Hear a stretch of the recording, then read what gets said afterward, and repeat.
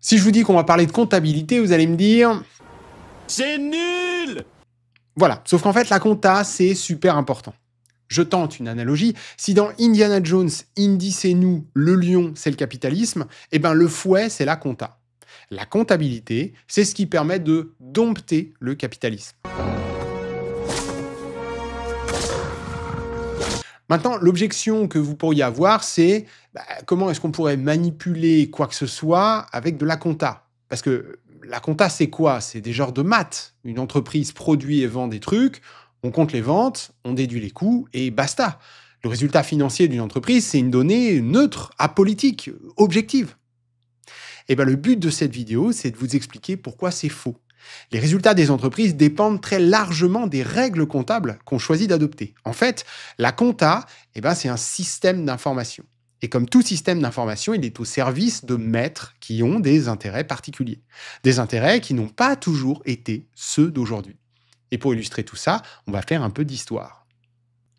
Si vous êtes comme moi quand j'ai découvert le sujet, quand on vous parle de comptabilité comme d'un système d'information au service de maître, ça doit vous sembler quand même assez flou. Alors immédiatement, un exemple. Une entreprise souhaite acquérir une machine qui servira à la production. La machine coûte 1000. Première question, comment cet achat est-il financé? C'est le moment d'introduire nos maîtres. D'abord, on a l'entrepreneur, fondateur et unique actionnaire de l'entreprise qui a mis 500 de sa poche. Et puis, on a aussi un banquier qui, lui, a prêté 500. On reconnaît là les deux colonnes du bilan. À gauche, l'actif, ce que possède l'entreprise.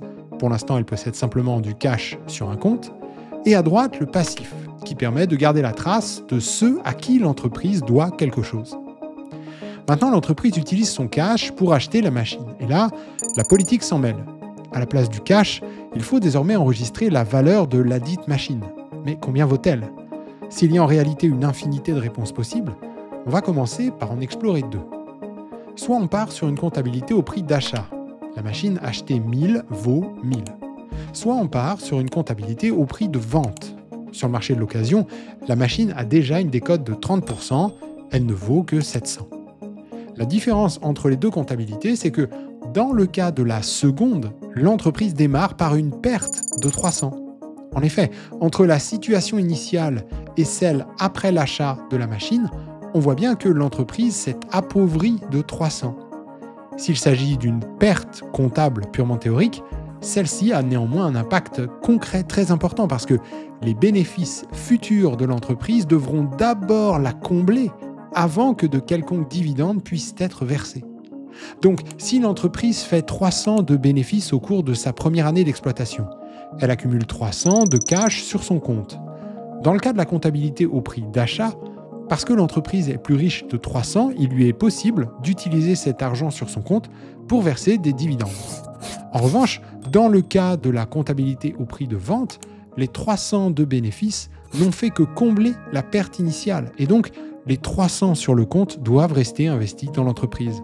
Pas question de les utiliser pour verser des dividendes. Ainsi, la comptabilité au prix d'achat est favorable à des actionnaires impatients qui cherchent à transformer des bénéfices en dividendes le plus vite possible, tandis que la comptabilité au prix de vente est plus prudente. Elle est davantage tournée vers les créanciers. En utilisant le prix de vente, elle simule la liquidation des actifs de l'entreprise, permettant de s'assurer qu'en cas de faillite, il restera toujours assez d'argent pour rembourser les 500 prêtés par les créanciers. Donc, que retenir de ce premier exemple? La compta au prix de vente est une comptabilité plus prudente. Elle vise à préserver les intérêts des créanciers, ceux qui prêtent. La compta au prix d'achat, elle, parce qu'elle permet de verser des dividendes le plus tôt possible, semble davantage alignée sur les intérêts des actionnaires. Sauf que c'est pas si simple que ça. En fait, la compta au prix d'achat n'a pas toujours été évidente pour les actionnaires. Historiquement, la comptabilité au prix de vente date de la Renaissance. Les entreprises sont conçues pour être liquidées à l'époque, parce que le financement par la dette et par l'émission d'actions est apparu dans le but de financer des expéditions navales. On commence par créer un véhicule juridique, une entreprise, dans lequel des investisseurs divers, actionnaires et créanciers, vont pouvoir injecter des sous. Ensuite, on utilise le cash pour payer un équipage, pour acheter un bateau et remplir ses cales de marchandises diverses. On envoie ensuite l'expédition aux quatre coins du monde pour échanger les marchandises contre des denrées difficiles à trouver en Europe, genre des épices. Et quand le bateau revient, on liquide l'entreprise. C'est-à-dire qu'on vend la cargaison ainsi que le bateau pour rembourser les créanciers et verser aux actionnaires un surplus s'il y en a un. Dans ce contexte où le but a toujours été de vendre la cargaison du bateau ainsi que le bateau à la fin de la mission, la seule comptabilité logique, c'est celle de la liquidation, donc celle du prix de vente. Bon, la compta de la Renaissance, ok, on prend le prix de vente, ça paraît logique. Mais à l'époque des grands actionnaires capitaines d'industrie comme Rockefeller ou Carnegie, là, en plein 19e siècle, on pourrait croire que la compta a eu largement le temps de passer dans le camp des actionnaires, et donc des dividendes. Les entreprises sont désormais pensées pour durer. La liquidation n'a plus rien de normal. Elle est maintenant synonyme de faillite, d'échec. Et pourtant, on en est encore à la comptabilité au prix de vente. Pourquoi ? À cause de la responsabilité illimitée.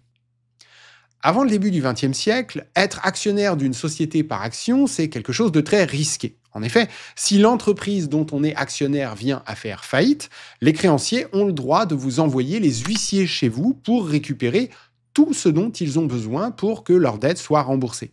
Autrement dit, les dividendes reçus peuvent être repris si l'entreprise vient à couler.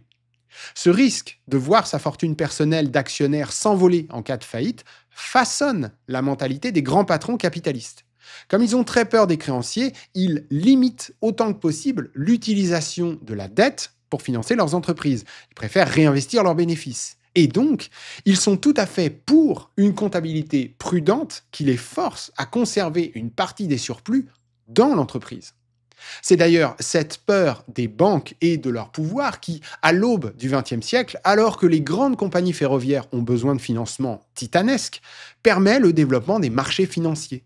Les grands bourgeois capitalistes, malgré leur fortune colossale, n'ont pas les poches assez profondes.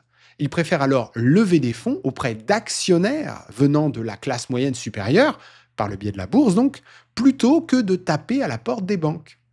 Et voilà les nouveaux maîtres du capitalisme qui entrent en scène. Petit à petit, les nouveaux actionnaires venus de la bourse commencent à prendre de l'importance et donc à gagner en pouvoir.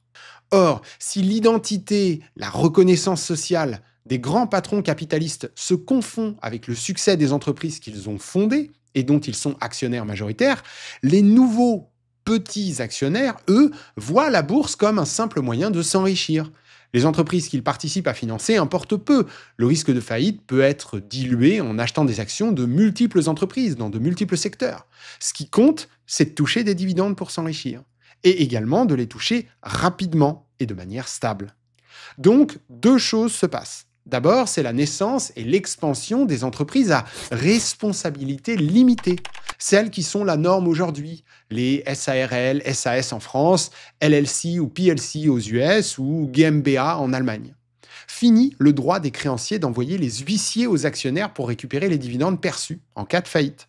Les actionnaires ne sont redevables qu'à hauteur de la somme investie au départ. Et ici, il y a un détail croustillant de l'histoire.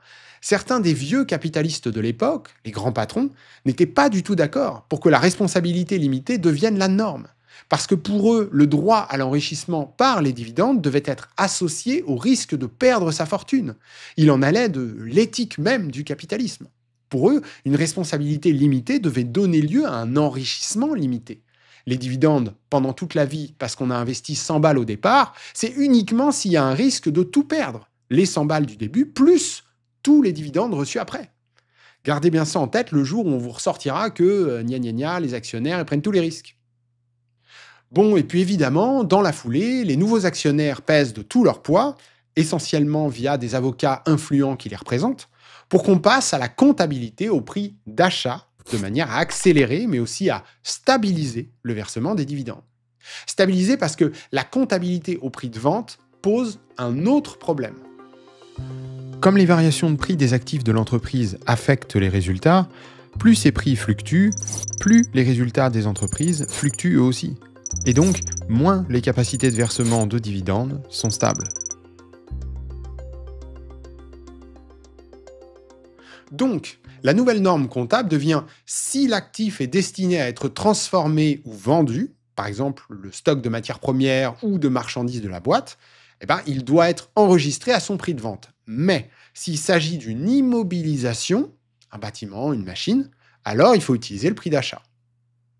La concession obtenue par les tenants d'une position plus conservatrice, qui ont clairement perdu la bataille, c'est que les immobilisations doivent être dépréciées de manière régulière. Alors, désolé de rentrer un peu dans le détail comme ça, mais vous allez voir, cette histoire de dépréciation, on dit aussi amortissement, c'est important pour la suite, donc il faut en parler.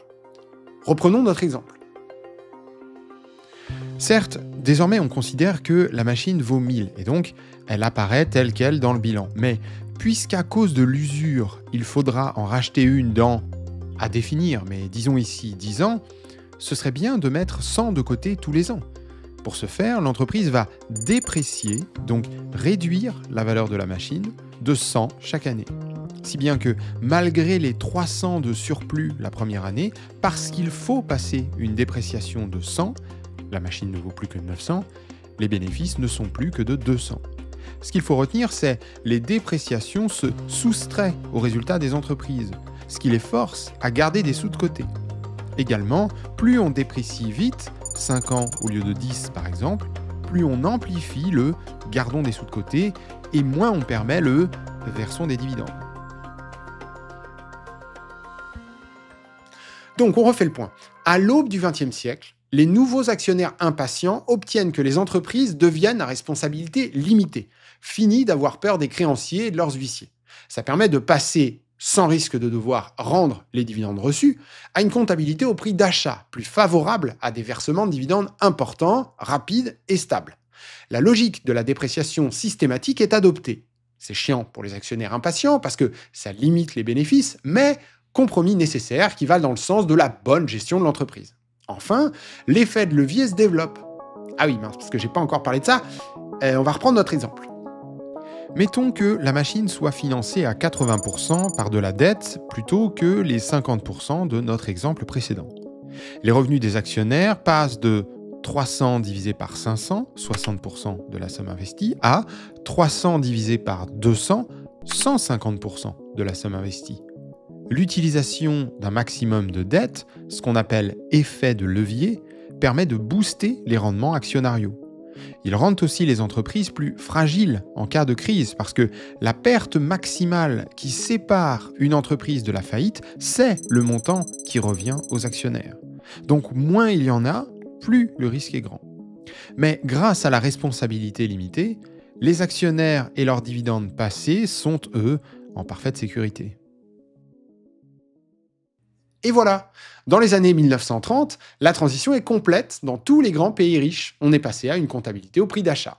Le système d'information des entreprises est aligné sur de nouveaux intérêts. La survie de l'entreprise n'est plus la priorité.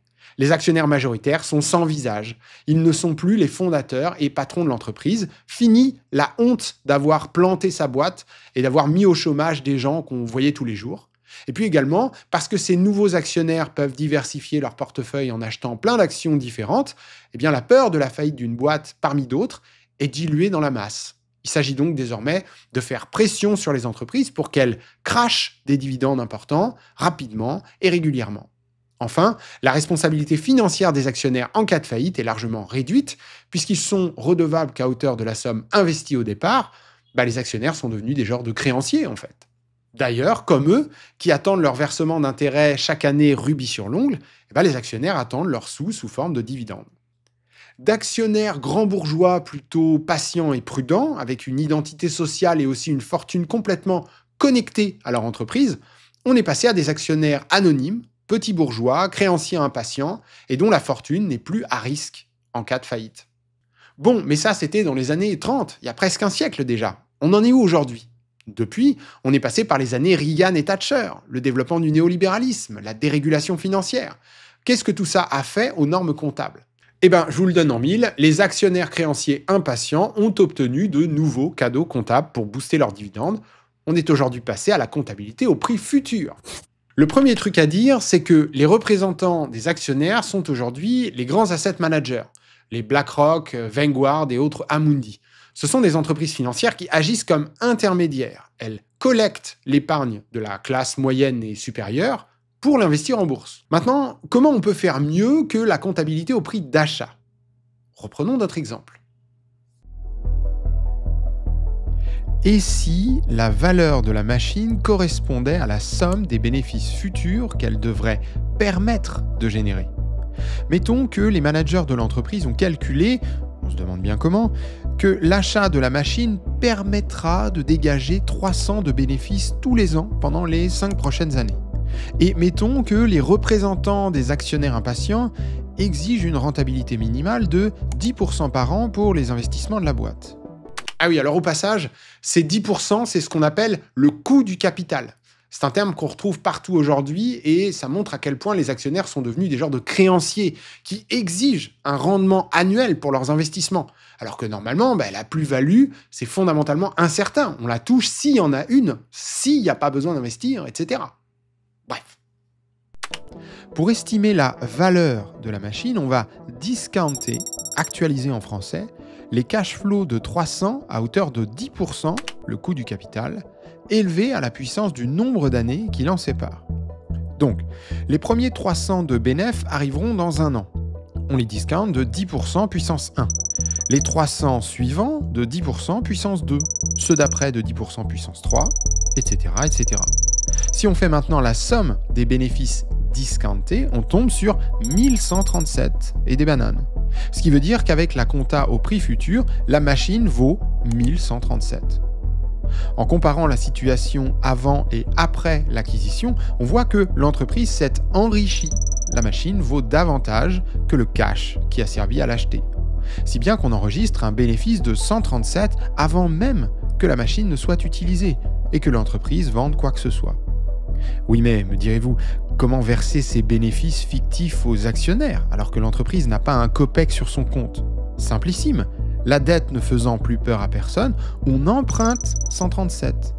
Le compte de l'entreprise se remplit, et puis on verse les dividendes, le compte de l'entreprise se vide.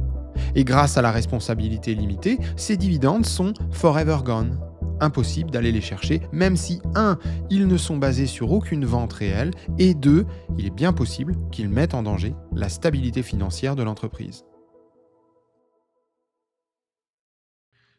Si la valorisation au prix futur est couramment utilisée sur les marchés financiers actuellement, sa théorisation date de la fin du XXe siècle par des économistes qu'on appelle les marginalistes. Et il se trouve que le courant de pensée dominant en économie s'appuie sur les travaux de ces économistes. Donc, la finance de marché utilise la valorisation future et la recherche en économie l'utilise aussi. Dans ces conditions, le politique, qui définit et impose les normes comptables aux entreprises, a du mal à résister. Et les grands cabinets d'audit, payés par les grandes multinationales détenues par des actionnaires, créanciers impatients, poussent aussi pour toujours plus de valorisation au prix futur. Vous voulez des exemples? Oui, s'il te plaît, des exemples. Allez, d'accord. D'une manière générale, tous les actifs intangibles, marques, brevets, bases de données clients, logiciels internes, sont valorisés à la valeur future. Alors, pour la valeur d'une marque, c'est vrai qu'on voit mal quelle autre méthode utiliser. Mais historiquement, la comptabilité s'est toujours méfiée de ce type de valorisation qui peut faire apparaître des bénéfices fictifs. La logique était alors de se servir de l'outil de la dépréciation. Mettons qu'une entreprise estime que, d'une année sur l'autre, la valeur de sa marque est passée de 200 à 300. Cela fait apparaître un bénéfice fictif de 100. En contrepartie, on lui impose une dépréciation de la valeur de sa marque sur 5 ans.